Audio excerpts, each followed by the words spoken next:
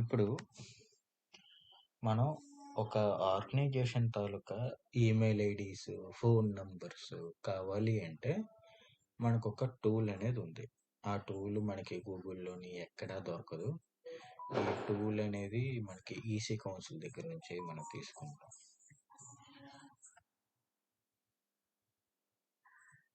EC council దగ్గర నుంచి తీసుకుంటాం. ఆ టూల్ పేరే వెబ్ డేటా ఎక్స్ట్రాక్టర్.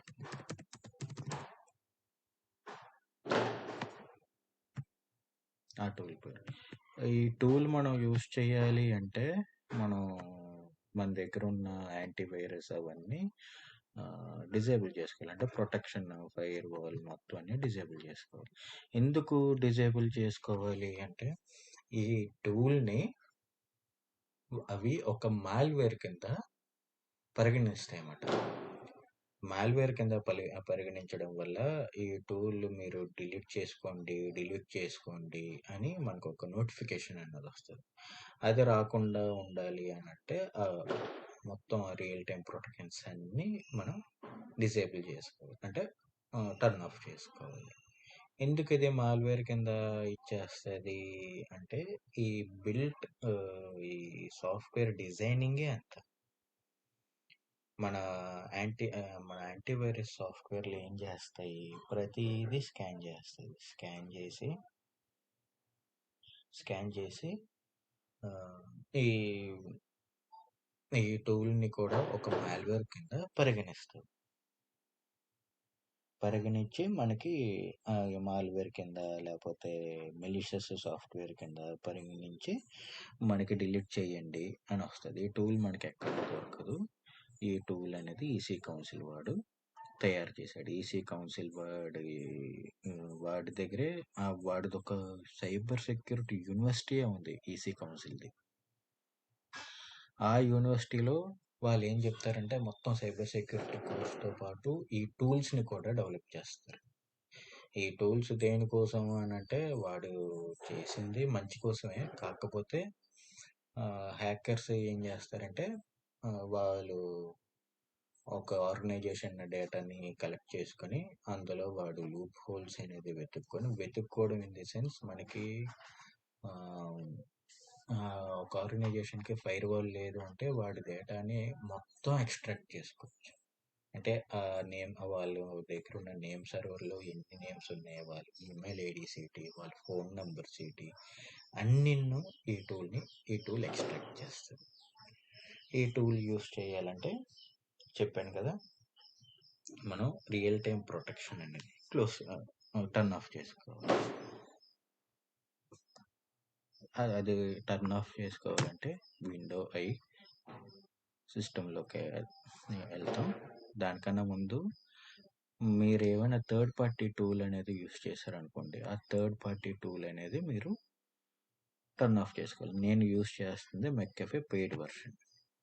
మీరు గుర్తుపెట్టుకోండి, మీరు ఏ యాంటీవైరస్ అయినా మీరు ఫ్రీ వర్షన్ మీరు యూస్ చేసుకోకూడదు. ఫ్రీ వర్షన్ ఎందుకు యూస్ చేసుకోకూడదు అంటే మీ సిస్టంలో ఉన్న డేటా మొత్తం వాడి దగ్గర ఉంటుంది.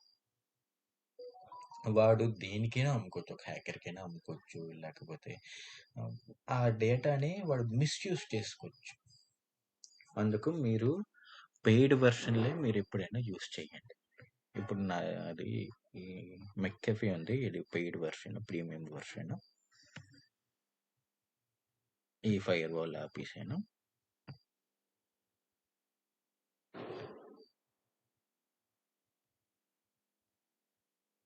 తర్వాత ఈ యాంటీవైరస్ ఆపాలి.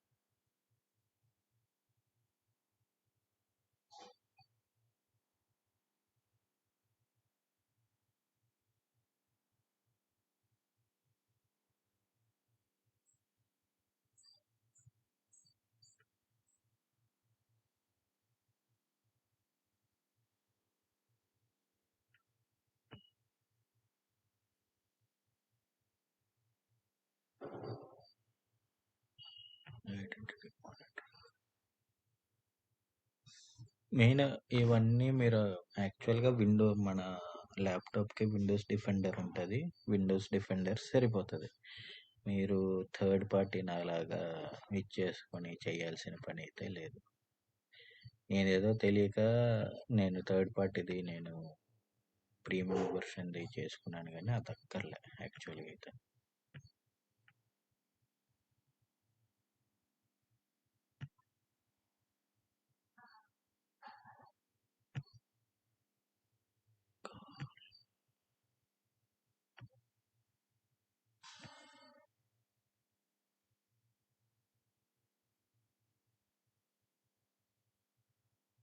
Real time scanning.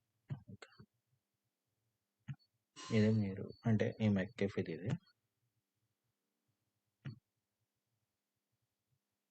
ఇక్కడ చూసారా? యాంటీవైరస్ ఆఫ్ అయిపోయింది. అడ్వాన్స్ ఫైర్‌వాల్ ఆఫ్ అయిపోయింది. ఇప్పుడు మనం సిస్టమ్‌లోకెళ్ళి ఇక్కడ ప్రైవసీ అండ్ సెక్యూరిటీలోకెళ్ళండి. ఇక్కడ విండోస్ సెక్యూరిటీలోకెళ్ళండి. ఇక్కడ virus and threat protection already మనం మెక్‌కెఫీ అనేది ఆపేసాం కాబట్టి పర్వాలేదు. ఇక్కడ మీరు ప్రతిదీ ఆఫ్‌లోనే ఉండాలి. రియల్ టైమ్ ప్రొటెక్షన్ ఇవన్నీ ఆఫ్‌లోనే ఉన్నాయి. క్లౌడ్ డెలివరీ ఇవన్నీ మనం ఆఫ్ చేసుకోవాలి. ఆ టూల్ అనేది రన్ అవ్వాలంటే ఇవి కంపల్సరీగా మీరు ఆఫ్లో పెట్టుకోవాలి.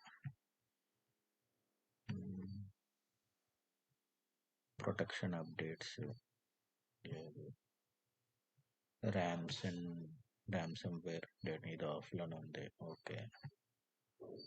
తర్వాత అకౌంట్ ప్రొటెక్షన్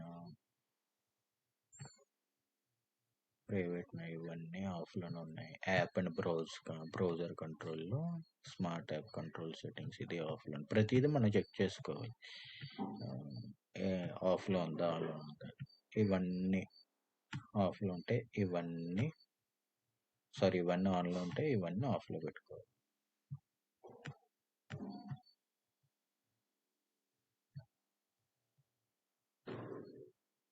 ఇవన్నీ ఆఫ్లో పెట్టుకోవాలి.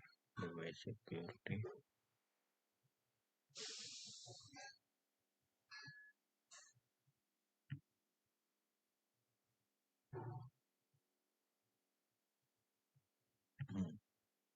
Protection history. ఓకే. ఇప్పుడు ఇవంతా మనం ఆఫ్లో పెట్టేసుకున్నాం.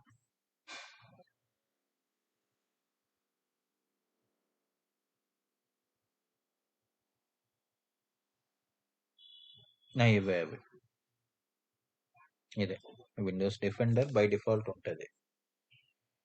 విండోస్ డిఫెండర్ ఎందుకు ఉంటుంది అంటే మన ల్యాప్టాప్స్ మ్యాక్సిమం మైక్రోసాఫ్ట్ తోటి ఇంటిగ్రేట్ అయ్యాయి కాబట్టి మైక్రోసాఫ్ట్ తోటి వాడింది విండోస్. అందుకు విండోస్ డిఫెండర్ అనేది బై డిఫాల్ట్ ఉంటుంది. ఆ విండోస్ డిఫెండర్ సరిపోతుంది మీ ల్యాప్టాప్కి. అది మంచి ఇదే. ఇప్పుడు మైక్రోసాఫ్ట్ వాడు ఏం పిచ్చోడు కాదు కదా. వాడు ఆపరేటింగ్ సిస్టమ్ ఇది అయిపోవడానికి ఆపరేటింగ్ సిస్టమ్ యూజ్ చేస్తే హ్యాక్లు అయిపోతాయి అనుకుంటే వాడికి చెడ్డ పేరే కదా. అవి రాకుండా ఉండడానికే నీ ల్యాప్టాప్కి ఒక ఫైర్వాల్ ప్రొటెక్షన్ అనేది ఇస్తాడు విండోస్ వాడు. ఒక యాంటీవైరస్ ఇస్తాడు, ఒక మాల్వేర్ అనాలిసిస్ ఇస్తాడు అన్ని. ఇవి దాటుకొని ఏ హ్యాకర్ అయినా రావాల్సి ఉంటుంది. ఇవి నువ్వు ఇవి ప్రతి సిస్టమ్కి ఉంటుంది. కాకపోతే కొంతమంది ఏం చేస్తారు అంటే వెండర్స్ కానీ లేకపోతే షాపుల్లో మీరు కొనుక్కుంటే ల్యాప్టాప్ అయితే ల్యాప్టాప్, సిస్టమ్ అయితే సిస్టమ్ కొనుక్కుంటే మీకు వాళ్ళు ఏం చెప్తారు అంటే మీరు ఒక యాంటీవైరస్ తీసుకోండి. యాంటీవైరస్ తీసుకుంటే మీకు థ్రెట్స్ అనేవి మీకు రాకుండా ఉంటాయి. మీకు వైరస్లు అనేవి రాకుండా ఉంటాయి. రియల్ టైం వైరస్లు అనేవి రాకుండా ఉంటాయి అనేది మీకు మభ్య పెట్టుతారు. అంటే మీకు ఒక ఫేక్ ఇన్ఫర్మేషన్ అనేది ఇస్తారు. ఆఫ్ కోర్స్ అవి ప్రొటెక్షన్ చేస్తాయి కానీ రెండు అక్కర్లే. ఇప్పుడు నా దగ్గర విండోస్ డిఫెండర్ బై డిఫాల్ట్ ఉంది. నేను మెక్‌ఎఫీ కూడా యూజ్ చేస్తున్నాను ప్రీమియం వెర్షన్. ఇప్పుడు విండోస్ డిఫెండర్ ఉంది, మెక్‌ఎఫీ ఉంది. ఈ రెండు చేసే పని ఏంటి? ఒకటే, వైరస్ స్కానింగే. మీరు ఎప్పుడైనా గుర్తుపెట్టుకోండి. ఏ ఏ టూల్ అంటే 2 డిఫరెంట్ టూల్స్ ఒకే పని చేసిందనుకోండి, అది మీ సిస్టమ్‌లో ఉండకూడదు. ఎందుకు ఇప్పుడు మన బ్రౌజర్సే ఉన్నాయి. క్రోము ఉంది, మొజిల్లా ఫైర్ ఫాక్స్ ఉంటుంది. మొజిల్లా ఫైర్ ఫాక్స్, క్రోము మనకి ఆఫ్ కోర్స్ ఆ రెండు కాంపిటీటర్సే. కానీ లాస్ట్కి ఏమవుతుంది అంటే వాళ్ళిద్దరు ఫ్రెండ్స్ అవుతారు. ఫ్రెండ్స్ ఇన్ ది సెన్స్, మీరు ఫైర్ ఫాక్స్లోనే మీరు సెర్చ్ చేసుకుంటారు, గూగుల్ క్రోమ్లోనే మీరు సెర్చ్ చేస్తారు. ఈ సెర్చింగ్ అనేది మీ డేటాని వాడు స్టోర్ చేసుకుంటాడు ఒక లాగ్స్ రూపాన. ఈ పలానా సిస్టమ్ తాలూకా ఐపి, పలానా మ్యాక్ అడ్రస్ తాలూకా సిస్టమ్ దీన్ని సెర్చ్ చేశారు. అలాగే గూగుల్ కూడా ట్రాక్ చేసుకుంటాడు. ఇవన్నీ గూగుల్, ఫైర్ ఫాక్స్ ఎక్స్చేంజ్ చేసుకుంటాయి డేటాని. అందుకే అంటున్నాను, మీరు మీ సిస్టంలో కానీ మీ మొబైల్లో కానీ ఏదో ఒక్కటి ఉంచుకోండి, ఇవేమీ ఉంచండి. మనకి ఇప్పుడు మన సబ్జెక్ట్లోకి వస్తే మనకి ఒక విండోస్ డిఫెండర్ సరిపోతుంది. ఇప్పుడు మన సిస్టమ్ ఆ టూల్ని మనం ఇన్స్టాల్ చేద్దాం. Web extractor, web data extractor అంటారు. మీరు ఇది ఏ టూల్ అయినా రన్ చేయాలంటే రైట్ క్లిక్ చేసి రన్ యాజ్ అడ్మినిస్ట్రేటర్ అనేది కొట్టండి. రన్ యాజ్ అడ్మినిస్ట్రేటర్ కొడితేనే మీకు అడ్మిన్ రైట్స్తో పాటు మీకు ఇది అవుతుంది. ఇప్పుడు మనది ఫస్ట్ వీడియోలో మనం ష్రింక్ అనేది చూసాం. ఒక వేరే డిస్క్ మనకి ఎలాగ రావాలి అని. ఆ డిస్క్లో మీరు ఈ వెబ్ డేటా ఎక్స్ట్రాక్టర్ అనేది కాపీ చేసుకోండి. సిలో ఉండకూడదు. సి అంటే మనకి ఏంటి, ఆపరేటింగ్ సిస్టమ్ తాలూకు. అందులో ఉంటే ఏమవుతుంది అంటే మన ఆపరేటింగ్ సిస్టమ్ తాలూకా ఫైల్ని ఇది ఎఫెక్ట్ చేసే ప్రమాదం ఉంది. ఒకవేళ దీనివల్ల ఆపరేటింగ్ సిస్టమ్ క్రాష్ అయిపోతే మళ్ళీ మీకు ఇబ్బంది. అందుకు మీరు ష్రింక్ వాల్యూమ్ అనేది చేసాం కాబట్టి ఆ డీలో మనం పెట్టుకుని, డి అయితే డి, హెచ్ అయితే హెచ్, ఏదైతే అది.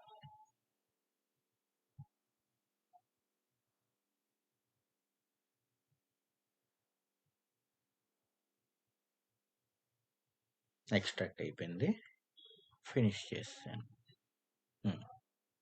ఇక్కడ మీరు చూసుకుంటే ఇక్కడ న్యూ ఉంది, ఎడిట్ ఉంది, ఓపెన్, స్టార్ట్, స్టాప్. ఇప్పుడు సపోజ్ న్యూలోకి వెళ్ళామనుకోండి, ఇక్కడ మీకు ఒక యూఆర్ఎల్ అడుగుతుంది.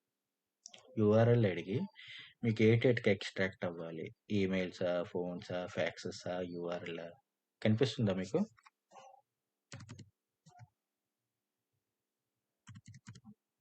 ఓకే,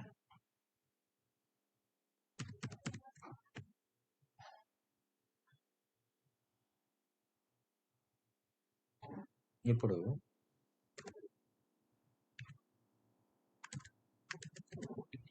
నాకు ఒక organisation, suppose for example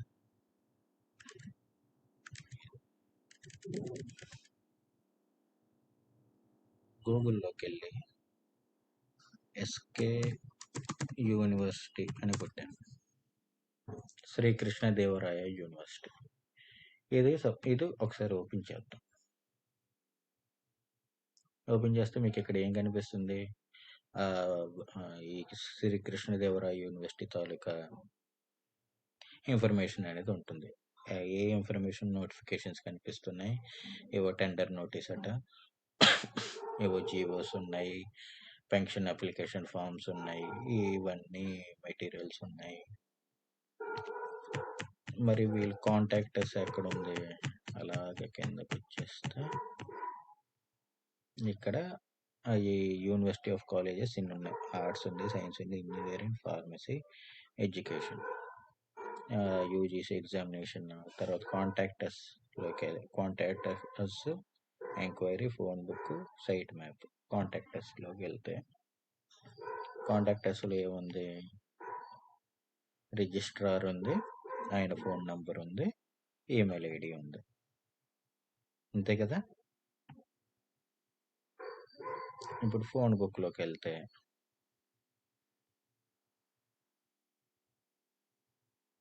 phone book అని క్లిక్ చేస్తే మనకి హోమ్లోకి వెళ్ళిపోయింది. చూసారా? ఫోన్ బుక్ అని క్లిక్ చేస్తే మీకు హోమ్లోకి వెళ్ళిపోయింది. ఇక్కడ ఎంక్వైరీ అనేది క్లిక్ చేద్దాం. ఎంక్వైరీకి వెళ్ళిన ఈ నోటిఫికేషన్స్ దగ్గరికి వస్తుంది. ఇప్పుడు ఈ skuniversity.ac.in అని ఉన్నది కదా, అది కాపీ చేసుకోండి. కాపీ చేసుకొని క్లోజ్ చేసాను web extractor.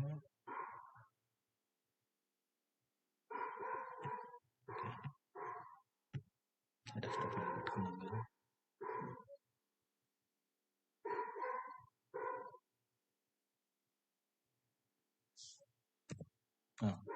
Web data extractor అది ఓపెన్ చేశాను. న్యూ క్లిక్ చేశాను. ఇక్కడ స్టార్టింగ్ URL పేస్ట్ చేశాను. నాకు ఏటెట్ కావాలి, URL కావాలి, మెయిల్స్ కావాలి, ఫోన్స్ కావాలి. ఇది ఎందులోకి వెళ్తుంది చూడండి, వెబ్ ఎక్స్ట్రాక్టర్ డేటా డీలోకి వెళ్తుంది. ఒక ఫోల్డర్ అనేది క్రియేట్ చేసుకుంది. ఓకే కొట్టాను. ఇక్కడ మీకు స్టార్ట్ అని కనిపిస్తుందా? స్టార్ట్ అని. ఈ స్టార్ట్ దగ్గర క్లిక్ చేయండి.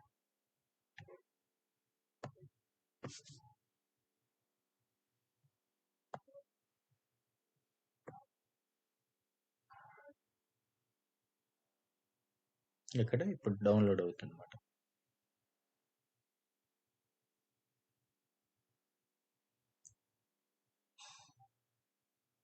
ఫోన్స్ చూసారు మీకు ఇక్కడ ఫోన్ 63, URLs 203, అలాగే ఈమెయిల్స్ కూడా వస్తాయి. ఇవన్నీ ఫోన్స్.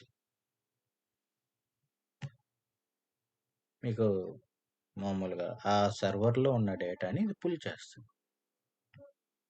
అదే URLs అయితే URLs. మన సైట్లో ఓపెన్ చేస్తే మనకి ఏమొచ్చింది, ఓన్లీ ఎస్కే యూనివర్సిటీ తాలూకుది మాత్రమే వచ్చింది. ఫోన్స్ అని క్లిక్ చేస్తే మీకు హోమ్ పేజీలోకి వెళ్ళిపోయింది. ఇక్కడ మీకు ఫోన్ నంబర్, ఈమెయిల్స్ అయితే ఈమెయిల్స్ అన్నీ వస్తాయి. వాళ్ళు చూడండి, మీకు కావాలంటే ప్లేస్మెంట్ సెల్ అన్నీ ఉంటాయి. ఇది కొంత టైం తీసుకుంటుంది ఎక్స్ట్రాక్ట్ అవ్వడానికి. ఎక్స్ట్రాక్ట్ అయితే మీకు అంత డేటా అని మీరు ఇచ్చేసుకోవచ్చు. అఫ్ కోర్స్ ఇది కూడా ఫ్రీ వెర్షన్, పెయిడ్ వెర్షన్ కూడా ఉంటుంది.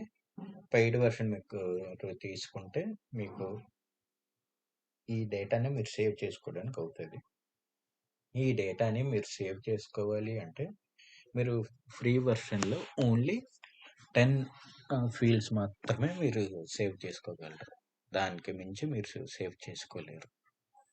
దానికి మించి మీరు సేవ్ చేసుకోవాలి, ఒక ఎక్సెల్ ఫార్మాట్లో సేవ్ చేసుకోవాలి అంటే మీరు దీన్ని పెయిడ్ వెర్షన్కి వెళ్ళాల్సిందే.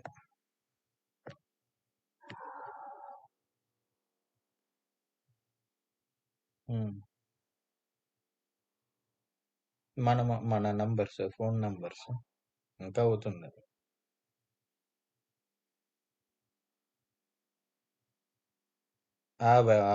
ఈ వెబ్ సర్వర్లో ఎస్కే యూనివర్సిటీకి ఒక సర్వర్ ఉంటుంది కదా, ఆ సర్వర్లో ఉన్న డేటా. ఫోన్స్ అన్ని లింక్ అయ్యమని కాదు, ఫోన్ అనే ఫీల్డ్లో వాళ్ళు ఎంటర్ చేసిన నంబర్స్. అర్థమైందా?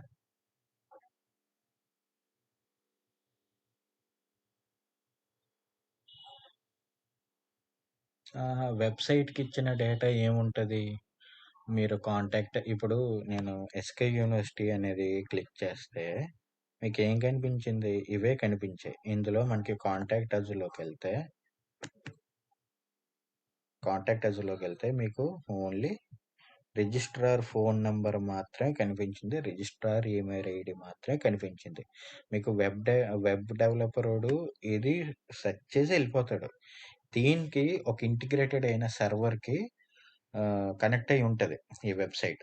మీకు పని చేయాలంటే ఒక సర్వర్కి కనెక్ట్ అయి ఉండాలి కదా, ఆ సర్వర్కి వెబ్ సర్వర్కి కనెక్ట్ అయి ఉంటుంది. ఆ వెబ్ సర్వర్లో ఉన్న డేటాని ఈ వెబ్ డేటా ఎక్స్ట్రాక్టర్ ఎక్స్ట్రాక్ట్ చేస్తుంది మన కోసం. అది ఇప్పుడు చూసారా, ఈమెయిల్స్ 56 అట, ఫోన్స్ 553. ఇవ్వండి మీరు ఫోన్ నంబర్స్ చూడండి, 919440. ఎవరిది? ఎంబీఏ. అన్నీ ఉంటాయి. ఇది కొంచెం టైం తీసుకుంటుంది యూఆర్ఎల్స్. మీరు అడగచ్చు, మరి ఈ యూనివర్సిటీదే ఎందుకు, మిగతా యూనివర్సిటీది ఎందుకు లేదు అని. ఈ యూనివర్సిటీది ఎందుకు అని అంటే, ఈ యూనివర్సిటీకి ఫైర్ వాల్ లేదు. మిగతా యూనివర్సిటీకి అన్నిటికీ ఫైర్ వాల్స్ ఉన్నాయి. మీరు వెబ్ డేటా ఎక్స్ట్రాక్టర్లో ప్రతి యూనివర్సిటీ మీరు చూసుకొని మీరు ఇందులో ఎక్స్ట్రాక్ట్ చేసుకోవచ్చు. దేనికైతే ఫైర్ వాల్ ఉండదో దాని దాని డేటాని ఇది ఎక్స్ట్రాక్ట్ చేస్తుంది. ఒకవేళ ఫైర్ వాల్ ఉంటే మీకు ఎటువంటి డేటా అనేది రాదు. అది. ఇప్పుడు ఫర్ ఎగ్జాంపుల్ మన వైజాగ్లో బోల్డ్ ఇంజనీరింగ్ కాలేజెస్ ఉన్నాయి. ఇంచుమించు ఒక 37 to 40 ఇంజనీరింగ్ కాలేజెస్ ఉన్నాయి. ఒక 2022 అంటే కరోనా తర్వాత 2023 వరకు ఒక్క ఇంజనీరింగ్ కాలేజీకి కూడా ఫైర్ వాల్ అనేది లేదు. ఒక్క ఇంజనీరింగ్ కాలేజీకి కూడా. మీరు కావాలంటే మీరు చూసుకోవచ్చు. ఇప్పుడు మీ అదే డేటాని మీరు ఈ ఎక్స్ట్రాక్టర్ ద్వారా మీరు ఎక్స్ట్రాక్ట్ చేసుకోవచ్చు. వెబ్ డేటా ఎక్స్ట్రాక్టర్ ద్వారా మీరు ప్రతి డేటాను మీరు ఎక్స్ట్రాక్ట్ చేసుకోవచ్చు. ఎక్స్ట్రాక్ట్ చేసుకుంటే మీకు వచ్చేస్తుంది. ఇక్కడ చూసారా, ఫోన్ అనేది హైలైట్ అయిందా? ఇది ఫోన్ నెంబరే కదా. ఎవరిది? ప్రిన్సిపల్ దట, అడ్మినిస్ట్రేషన్ ప్రిన్సిపల్ దట ఈ ఫోన్ నెంబర్. ఇంకోటి ఇది సెల్ నెంబర్ ప్రిన్సిపల్దే. ఇవన్నీ వెబ్ సర్వర్కి వాళ్ళు ప్రతిసారి అప్డేట్ అనేది చేసుకోవాలి కదా. అప్డేట్ చేసేటప్పుడు ఫోన్ ఫీల్డ్లో వారు ఏ నెంబర్ అయితే ఉంటుందో ఆ నంబరు సర్వర్లో స్టోర్ అవుతుంది. అదే దీనికి ఇచ్చేస్తుంది. ఇక్కడ మీరు ఒకటి గమనించాలి ఏంటంటే, ఇప్పుడు మనకి నార్మల్ డిఎన్ఎస్ ఏ విధంగా మనకి వర్క్ చేస్తుంది అంటే, ఒక నార్మల్ డిఎన్ఎస్ ఏ విధంగా మీకు వర్క్ చేస్తుంది అంటే, ఇప్పుడు సపోజ్ ఒక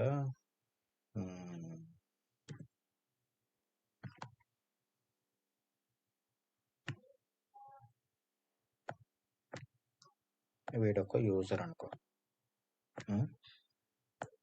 వీడొక యూజర్,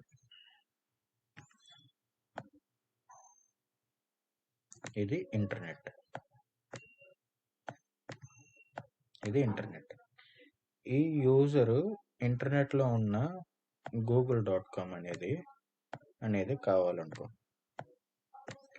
google.com అనేది కావాలనుకో, అప్పుడు వీడేం చేస్తాడు, యూజర్ అనేవాడికి ఏం తెలుస్తుంది? ఓన్లీ google.com తెలుస్తుంది. నీకు ఐపీ అడ్రస్ తెలియదు కదా. గూగుల్ కంటూ ఒక ఐపీ అడ్రస్ ఉంటుంది కదా. ఆ ఐపీ అడ్రస్ అనేది యూజర్కి గుర్తు పెట్టుకోలేడు కదా. ఆడికి గుర్తుండేది ఏంటి? ఓన్లీ పేర్లు మాత్రమే, నేమ్స్ మాత్రమే. అలాగే ఈ యూజరు ఒక ఇంటర్నెట్కి నాకు ఈ google.com అనేది కావాలి అంటే, ఇక్కడ మనకి ఏమవుతుంది, డిఎన్ఎస్ ఆడిస్తే ఇక్కడ మనకి ఏమవుతుంది, డిఎన్ఎస్ టు ఐపీ కన్వర్షన్ అవుతుంది.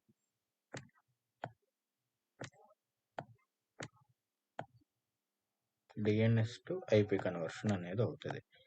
DNS to IP, IP to DNS. ఈ డిఎన్ఎస్ టు ఐపీ మన నార్మల్ నేమ్ నుంచి 192.168 గూగుల్కి ఉన్న ఐపీ అడ్రస్కి కన్వర్ట్ అయ్యి ఇంటర్నెట్కి హిట్ అవుతుంది. ఇంటర్నెట్ ఏం చేస్తుంది, ఈ ఐపీ అడ్రస్ని సెర్చ్ చేసి ఓకే పలానాది ఉన్నది అని చెప్పి మళ్ళీ ఈ యూజర్కి ఇస్తుంది. అక్కడ ఏటవుతుంది, ఐపీ టు డిఎన్ఎస్ కన్వర్షన్ అనేది అవుతుంది.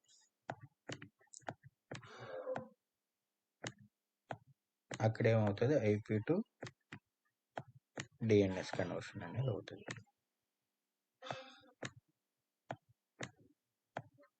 ఐపీ టు డిఎన్ఎస్ కన్వర్షన్ అవుతుంది. ఇక్కడ ఈ వెబ్ డేటా ఎక్స్ట్రాక్టర్లో ఏమవుతుందంటే, ఇది యూజరు, ఇది ఒక సర్వర్ అనుకో, లేకపోతే ఇక్కడ మనకి ఈ కాన్సెప్ట్ అనేది ఏదో డిఎన్ఎస్ టు ఐపీ ఇది ఉండదు. ఎందుకు ఉండదు? దానికి డిఎన్ఎస్ టు ఐపీ తోటి సంబంధం లేదు. దానికి కావాల్సింది ఏంటంటే ఒక సర్వర్ నుంచి మీకు డేటాని ఎక్స్ట్రాక్ట్ చేయడం వరకే. అందుకు ఇది ఉండదు. ఈ డిఎన్ఎస్ టు ఐపీ కన్వర్షన్ అనేది ఉండదు ఈ వెబ్ డేటా ఎక్స్ట్రాక్టర్లో. అర్థమైందా? యూజర్ అనేవాడు ఒక సర్వర్కి కనెక్ట్ అయితే ఇది నువ్వు కన్వర్షన్ చేయాల్సిన అవసరం లేదు. వాడికి కావాల్సింది సర్వర్ నుంచి డేటాని పుల్ చేయడం వరకే. అదే వెబ్ డేటా ఎక్స్ట్రాక్చర్ పుల్ చేసింది. ఇక్కడ చూడండి మనకు ఒక ఇన్ఫర్మేషన్ వచ్చింది. Web data extraction has been finished in the session అని. ఇది మీకు ఓకే అని కొడితే మీరు ఇప్పుడు చూసుకోవచ్చు. ఫోన్స్ ఎన్ని ఉన్నాయి? 598 ఫోన్స్ ఉన్నాయి. ఈమెయిల్స్ ఎన్ని? 144 ఈమెయిల్స్. యూఆర్ఎల్స్ ఎన్ని? 5000 యూఆర్ఎల్స్. ఈమెయిల్స్లో పేర్లతో సహా, నేమ్తో సహా మనకు వస్తుంది. డిపార్ట్మెంట్ ఆఫ్ కెమిస్ట్రీ అట, ఈయన పేరు, ఈయన పేరు ప్లస్ ఈయన ఈమెయిల్ ఐడి. ఇలా మీరు ప్రతిదీ మీరు ఎక్స్ట్రాక్ట్ చేసుకోవచ్చు. మీరు ఒకటి గుర్తుపెట్టుకోవాలి ఏంటంటే, ఇది మీరు చేయకూడదు. మీకు ఎప్పుడైతే సర్టిఫికేషన్ అనేది మీరు చేస్తారో అప్పుడు మాత్రమే మీరు ఇవి టూల్స్ అన్ని యూస్ చేయడానికి పనిచేస్తుంది. మీరు ప్రాక్టీస్ పర్పస్ కింద చేస్తానన్నా చేయకూడదు. ఇప్పుడు మనం ఈ ఎక్స్ట్రాక్ట్ చేస్తుంది కూడా ఈ లీగల్. మనం లీగల్ కోర్స్ మన ఎడ్యుకేషన్ పర్పస్ కింద మనం చేస్తున్నాం, కానీ మీరు గుర్తుపెట్టుకోవాల్సింది ఏంటంటే, మీరు ఇది చేయాలి అంటే మీరు ఒక సర్టిఫైడ్ ప్రొఫెషనల్ అయ్యి ఉండాలి. సర్టిఫైడ్ ఎథికల్ హ్యాకర్ అయ్యి ఉండాలి. ఆ సర్టిఫైడ్ ఎథికల్ హ్యాకర్ అయితేనే మీకు ఇది ఎలిజిబుల్ మీరు చేయడానికి, లేకపోతే మీరు చేయకూడదు. అర్థమైందని అనుకుంటాను. ఇది మీరు సేవ్ చేసుకోవచ్చు. సేవ్కి ఇక్కడ చూడండి, సేవ్ ఆప్షన్ ఉందా? Saved the shown data in different formats. ఇది క్లిక్ చేస్తే ఇక్కడ చూడండి, మనది డెమో వర్షన్ కాబట్టి you can not save more than 10 records అనేది వస్తుంది. అదే ఫుల్ వర్షన్ అయితే మీకు మామూలుగా అన్నీ వచ్చేస్తాయి. మీరు ఇందులో హెచ్టిఎంఎల్లోనైనా సేవ్ చేసుకోవచ్చు, ఎక్సెల్లోనైనా సేవ్ చేసుకోవచ్చు, సిఎస్విలోనైనా సేవ్ చేసుకోవచ్చు. మీకు ఏటెడ్ కావాలి, ఈమెయిలా, నేమా, యూఆర్ఎల్, టైటిల్, హోస్టా, కీవర్డ్సా, ఏం కావాలి అనేది పెట్టుకొని సేవ్ అని కొడితే సేవ్ అయిపోతుంది. ఎక్సెల్ అయితే ఎక్సెల్, సిఎస్వి అయితే సిఎస్వి ఫార్మాట్లో మీకు సేవ్ అవుతుంది. అర్థమైందని అనుకుంటాను.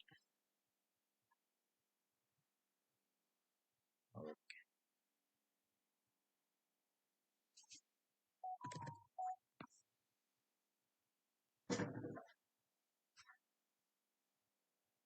అంతే.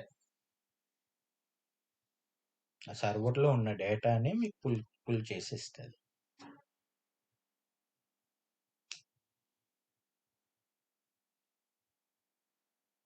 మీరు అప్పుడు పెట్టుకోవాలి కదా. ఇప్పుడు న్యూ అని కొడితే మీకు ఇక్కడ ఏటేటి ఉన్నాయి? ఇక్కడ ఈ ఎక్స్ట్రాక్ట్ మెటా ట్యాగ్స్ అని ఉన్నాయి. ఎక్స్ట్రాక్ట్ యూఆర్ఎల్స్లో క్లిక్ చేస్తే full URL, full HTML, non HTML URL అని ఉంటుంది. ఇక్కడ ఫుల్ యూఆర్ఎల్ అని కొడితే ఓకే అని కొట్టామనుకోండి, ఇక్కడ మీరు యూఆర్ఎల్ ఇది మీరు టార్గెట్ తాలూకు యూఆర్ఎల్ అనేది ఇచ్చుకోవాలి. ఈ మెయిల్స్, ఫోన్ నెంబర్స్, ఫ్యాక్సెస్. మ్యాక్సిమం మీకు వెబ్ సర్వర్లో ఇవి కాకుండా ఇంకేమైనా ఉంటుందా? ఇవే కదా ఉంటాయి మ్యాక్సిమం వెబ్ సర్వర్లో. మన కాంటాక్ట్ డీటెయిల్స్ ఇవే కదా ఉంటాయి.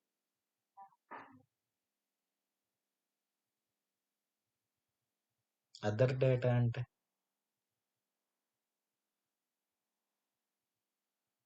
ఉమ్, ఉమ్.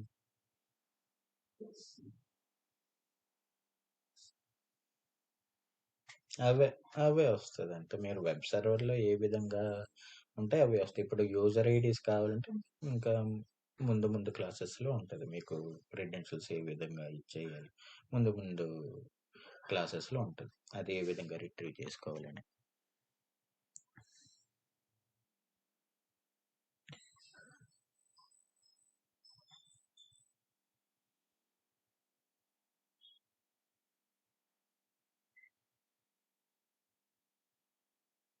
అది ఈసీ కౌన్సిల్లో ఉంటుంది. ఈసీ కౌన్సిల్ వెబ్సైట్లో ఉంటుంది ఈ వెబ్ డేటా ఎక్స్ట్రాక్టర్. గూగుల్లోనే దొరకదు, ఎందులోనే దొరకదు. ఇవన్నీ ఈసీ కౌన్సిల్ స్పెసిఫైడ్ టూల్ అన్నమాట. వాడు డెవలప్ చేసిన టూల్. మీకు ఇది ప్రపంచంలో ఎక్కడ దొరకదు, ఒక ఈసీ కౌన్సిల్లో తప్ప.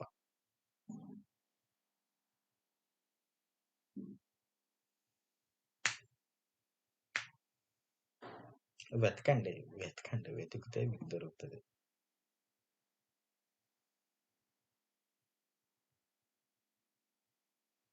వెతికితే మీకు దొరుకుతుంది. ఓకేనా?